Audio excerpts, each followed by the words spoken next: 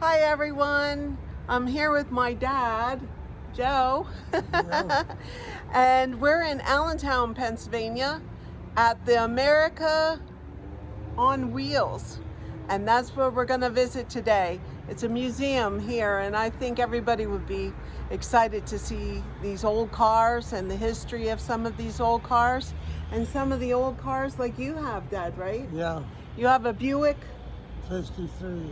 53 Buick. Buick Special, Super. right? Oh, super. So, come on in. We'll go see what they have in here. Yeah.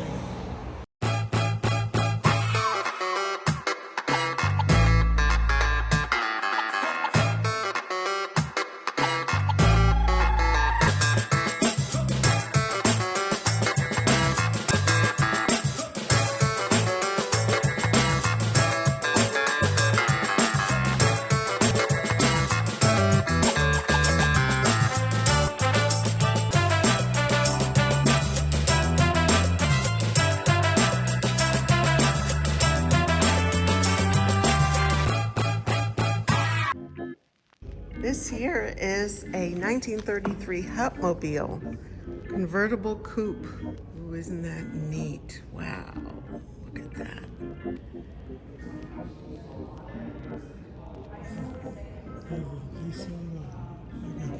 Oh, it's a DeSoto? Adventure. No, doesn't say. Oh yeah, it is a DeSoto, Dad. Look, right here, DeSoto. Yeah, you're right. Dad knows his cars. This is a 1914 Mats, model 22. There are 14 kits to make this car yourself. $27 a kit. Wow, $27 a kit. You buy each one, you put it together, and this is what you get. For $378. Is that $378? It was. Neat. Now, under the hood, when you go around the other side, you'll see names of everyone who died September 11th. Oh, wow.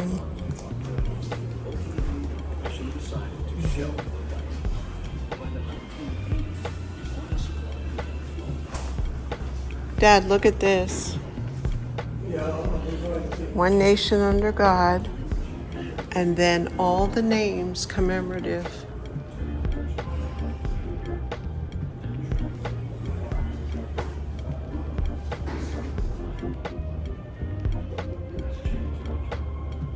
Twin Towers.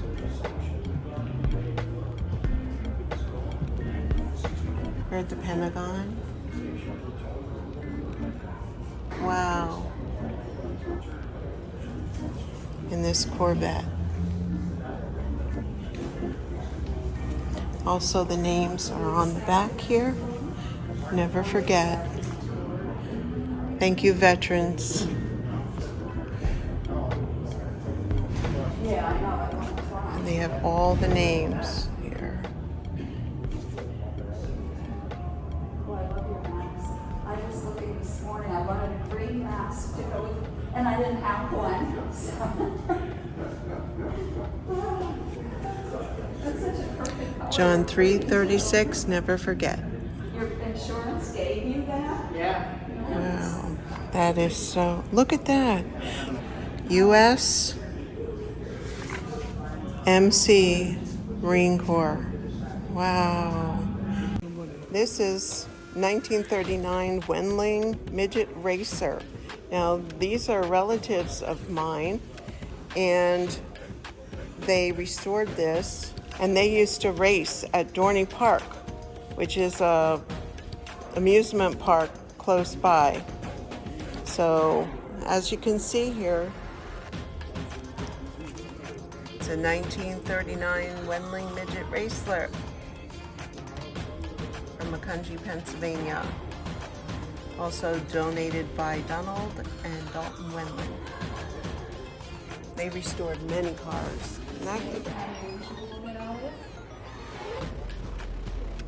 What's unusual about this one? Let's see here. Could it be that there are no headrests? No. That's not it. Actually, no. How would you get in? Oh, yeah. There's no door handle. No, that's what it If is. you look over there, you'll see a white knob. There's one on this Yes. side too, and they'd have to Right. reach over and pull the knob for the door to open. Oh, I my. guess it was to keep it streamlined. Right. But Unusual. look at that. Oh, I like that.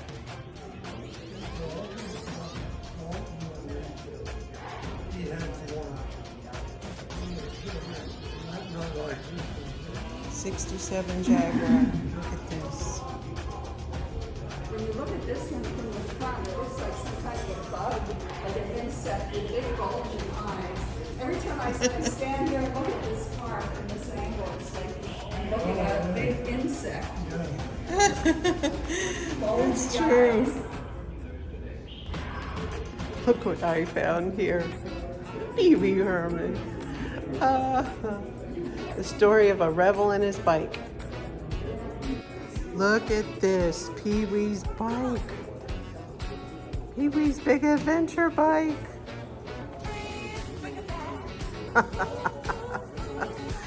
Oh, it says Wheels of America.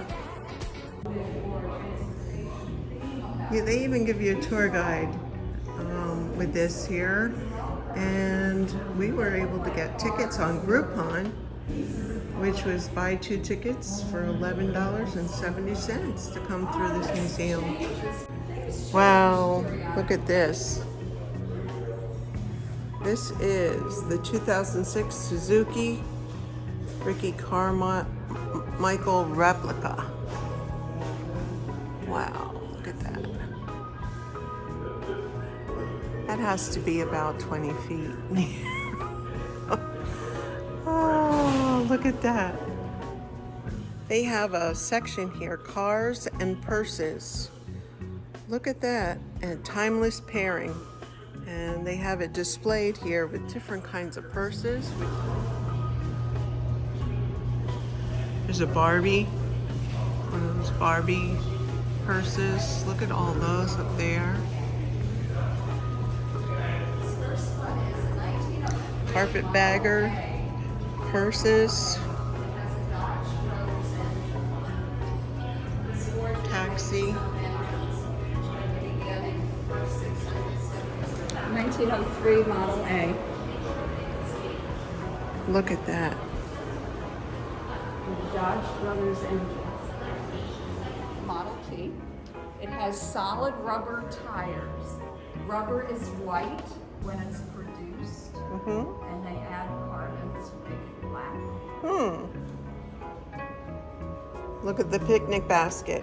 And this ready is to go. Because it has a rumble seat, there is no trunk. So they had these gates on the running boards to store bags or luggage. And many people don't know what a rumble seat is, but that's this little You're going to see some that are hatch actually open. that are open, and it's a hatch in the back that opens up and the people can sit in there. I've done that before when I was young. Studebaker started in Gettysburg, Pennsylvania. They started by making luxurious carriages. That's really nice.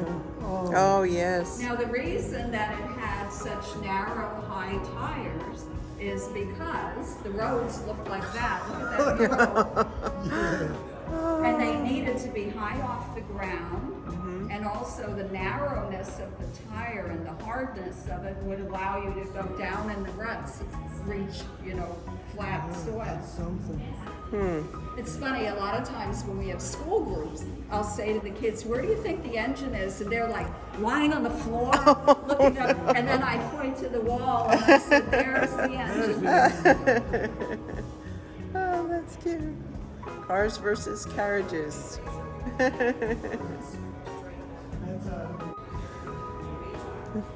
The old gas tank. And when they pull the handle, it would bring the fuel. I'm gonna talk about this one, and this is a very interesting part. But they would pull the fuel up from a tank underneath, and it would fill the cylinder. And then when they took the white hose and started filling the vehicle, would drop the amount of fuel, and you could see how many gallons you put in. Oh yes, there are numbers there. There are numbers there. And it was 12 cents a gallon. 12 cents a gallon. Wow, there's numbers there that how many gallons you can get. This is either the first or second car made in the United States. This was made in Allentown by the Natick brothers in 1889. 1889. No patent, so there is some discrepancy. Some historians think the Duryea brothers created the first fuel-powered car in the United States, and other people think it was the Natick brothers. But it's either this is the first or second car made in the United States. The seat would have been above the engine. Here's a picture. Chair above the engine, so I think it would be a hot seat. And no steering wheel, they steer with a tiller. Oh, Stainless steel. That is a standing seat. At the turn of the century, 38% of vehicles were electric, 22% fuel, and 40% steam. But it's funny, there is no, people right now think, oh, electric cars, the Tesla, but that's nothing new. We have an electric car from 1922, Detroit Electric. It's probably a forerunner of station wagons. It was called a station hack or a depot hack, and it would take people from the train station in Allentown to their destination. Now, you will notice on the front, it had a hand crank. You had to crank the car. that. The wiper had to be manually operated from inside. You'll see when you look inside a knob. The driver had to reach up, Had to. move his own wiper. And the lights, these headlights had to be lit. There is an acetylene tank on the running board, that black. Oh, that's And how there would be water in the top and calcium carbide in the bottom. And a hose would run to the lamps. Then that would fuel these two lights. They had to light the wicks, and then a mirror on the back of each would illuminate the flames. However, as you probably know, horses are definitely afraid of flames. So if a horse was present, if one of these carriages was coming and a horse was there, the driver had to get out and extinguish these lights and light the kerosene lanterns on at either the side. Oh That would give a my. softer glow than these flames that were illuminated in these lights. Now, if you look inside, you'll see the knob that the driver had to manually operate his wiper. Look at that. That was the wiper. Look at that. Now, But it could very carry interesting a few story people about in this one.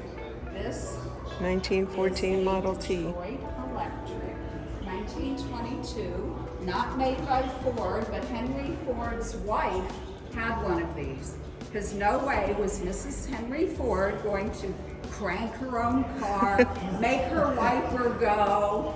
No, she wasn't going to do any of that. So this is an electric. It had 8 batteries in the back, Wow. 6 batteries in the front.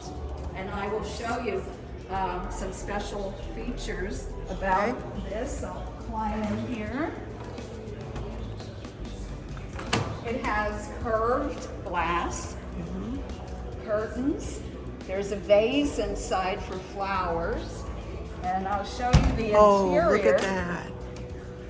This is the passenger seat. They did not feel that the driver should be looking over to talk to her passengers. So if the seat is up there, she can look forward and here's the driver, here's the passenger. So yeah, very Look at innovative for that. Very innovative. No steering wheel. You see a steering wheel? No. No, This, it's that bar. the big one, would, like the tiller on the Natick, they would steer like a boat. That's how you would steer that car. And the lever above it was that has no gas pedal. So the lever above it would make it go faster. It had 5 stops. So if you wanted to go a little bit faster, you push it 1 stop. When you get to the 5th, it was like probably going all of 30 miles an hour. Wow. That is so interesting. Very plush. And they had a contraption like this is what they used. They had to use to charge the batteries. Oh, the first one. So this would be considered the first electric car. This is an electric car, early. Now, back at the turn of the century, 1900, 38% of vehicles were electric. Only 22% were fuel, and the other 40% were behind you, the steamers. Wow. But the oil lobby was very powerful, and electric just kind of. And now we're going right back. Yeah, yeah, we could have been doing it all along. Right. This is what Look at that. they would do. I like this. This is so pretty. This is, and I love the color too. That's pretty. Mack on Wheels attracts visitors from all over the United States and all over the world. Now let me show you the horn for this.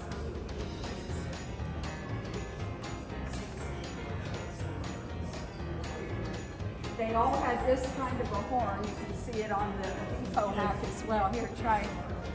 That would certainly get It sounds like Wouldn't that get your attention? that You sure were does. walking out Here, in front of it? I gotta try that one.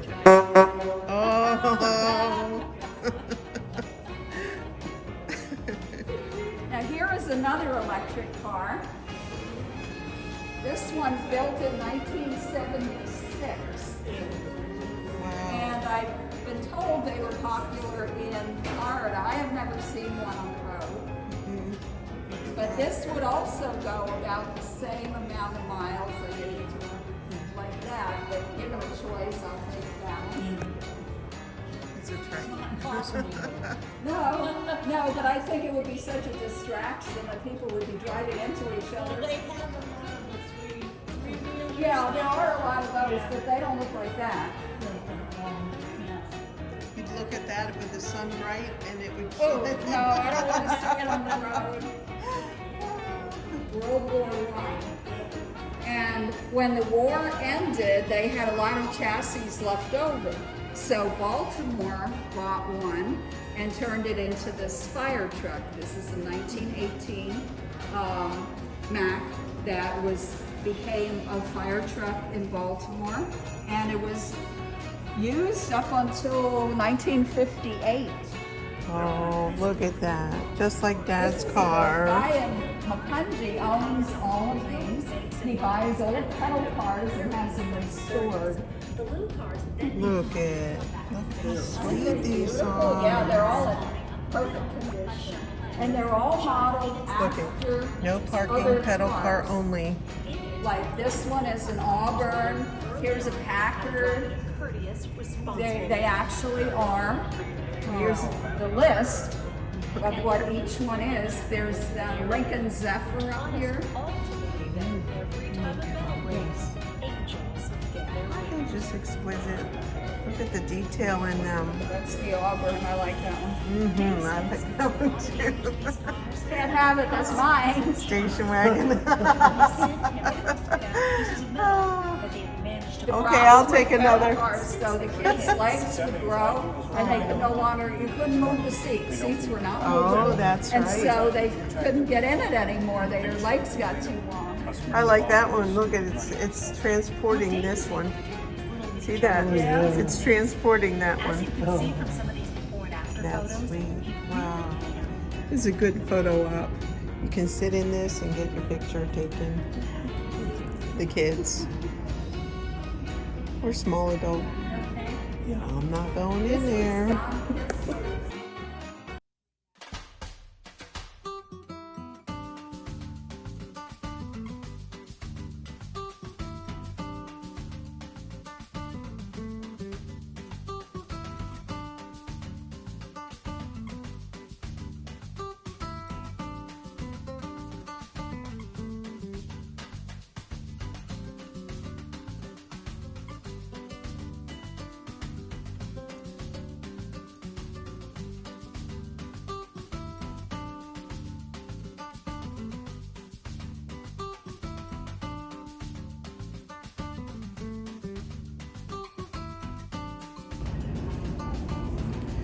family vacation, camping vacation here. They're showing how you can go on camping. Door, the Chevy inside.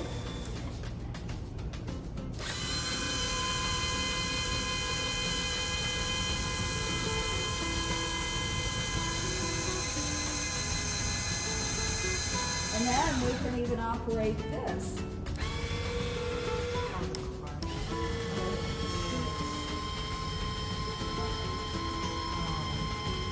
Cars going up on the lift. Children would love this. They do. You should see when we have school groups. Each kid wants to do it. It's like they're lined up all the way down. Why can't I fix my car anymore? Close. It was where the museum is. This was Arbogast and Bastion Meat Company. Probably heard of that.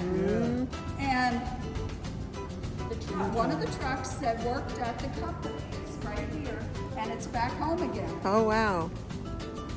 We knew someone who worked there, right, Dad? The meat company back in the day? And this was 1911. Oh, look at that. Yeah, 1911 truck that worked at the A&B Meat Company, and here it is. Look at that. Back home. Refrigerated beef truck. Mack was making a lot of trucks for the war effort, World War I. And England kept ordering more and more and more trucks. So finally they were asked, why do you want so many Mack trucks? And they said, because they're strong, they're built like an English bulldog.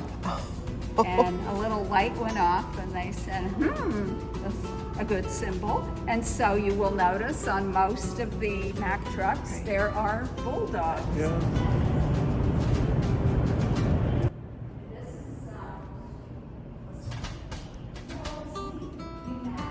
Called sand, stone, topsoil.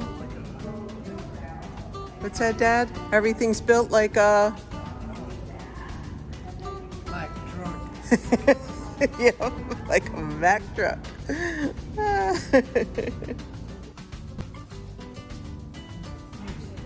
Yeah. Yeah, and Yeah. then when you sit down, Dad the used to video do- will start. You'll be on Mack Boulevard, Oh, look at where that. Mack headquarters is located. Oh, wow. Look at that, Dad. It's like you're driving. Watch where you're going. Look, The watch where you're horn going. is disabled. We figured with all the school groups we got, we don't want You that. want that horn for you? Hey, you're watching. Yeah, we're watching. You're driving. You better be watching where you're going. It's an automatic. Dad used to drive all different kinds of trucks back in a couple years ago. No, no horn. They don't want the kids to keep pushing the horn, You're Dad. coming up to a stop sign. Oh, now you gotta push the brake.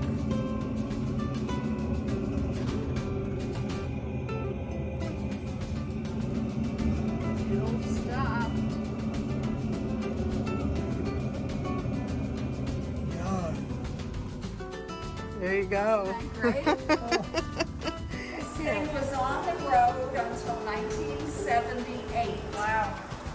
A plumber in Reading used this for his plumbing vehicle, his work vehicle. He outfitted the back here to hold his tools.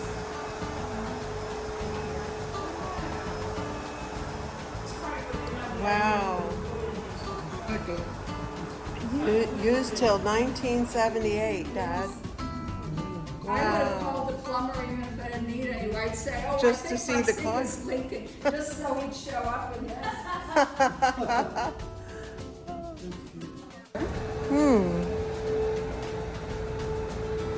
Anybody see the movie Cars?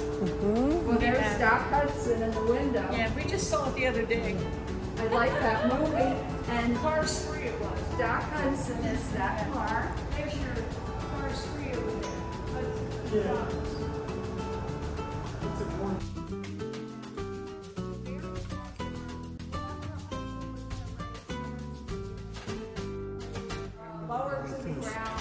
You had the Rambler like this, Dad? No, I remember. What color was it? Green? you didn't see it. Oh, I didn't see it. Okay. I had one like that. Oh, I love this.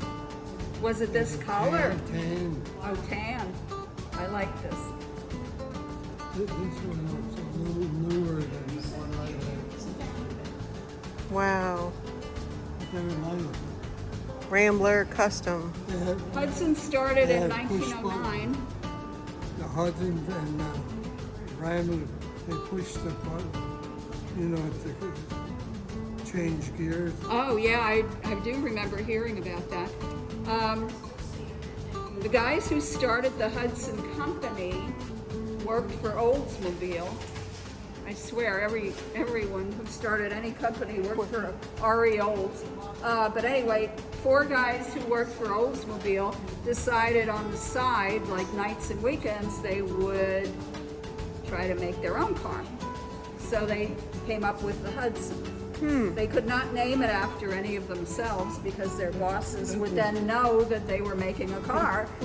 So one of the guys had a wife whose uncle was Joseph Hudson, who owned the Hudson department store chain in Detroit. He agreed to bankroll them and they agreed to name the car after him. Wow. So that's how we came up with Hudson. named after Joseph Hudson of the Detroit department store. Wow.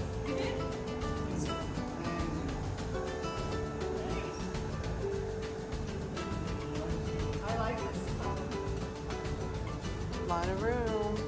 Now this is To an put things. What's the collection Hershey had?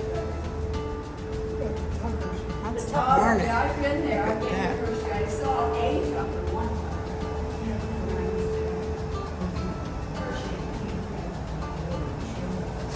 Hudson Hornet. Looks like it's gonna sting you, doesn't it? Oh goodness. Wow. That was the hotel trailer in Allentown, Pennsylvania. And that was a grand hotel back in the day. And you can see the car on there. It's like the car that's sitting on here. Look at this. Look at this. You can rent this for parties, correct? Yes. Wow. Look at this. Showers. Showers, parties. What a neat place. Look at this. The diner that they brought back from Indiana. These glasses, everything. So people bring their own caterer, and then the caterer can use the equipment here. Oh, nice. These are the original Formica tables and seats. Original, all original. Try to find the little diners. We still go in them. I like that.